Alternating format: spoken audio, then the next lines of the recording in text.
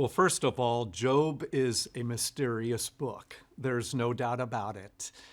We know that Job suffered because Satan asked permission to be able to sift Job, to be able to wreck his life. God gave Satan permission, and God orchestrated his sovereignty even over Satan. As Martin Luther has eloquently stated, even the devil is God's devil. So God is sovereign over even Satan's attack against believers. But in the book of Job, Job had his life utterly destroyed. The only thing he didn't lose was his physical life, but he lost everything, and nearly everyone. Finally, Job's friends came and gave him faulty counsel. Fortunately, they listened to him for 7 days or so, but then they opened up their mouths and they said things that weren't always true.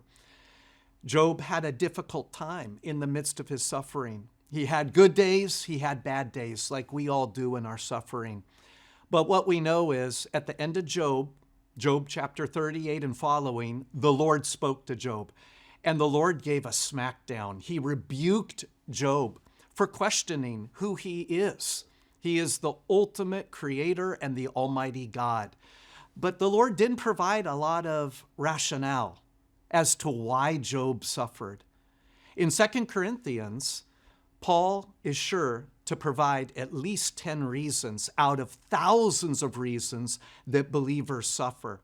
And so Paul even starts his letter by talking about how we suffer. And he concludes his letter as he begins to wrap up in chapter 12 by talking about how believers suffer.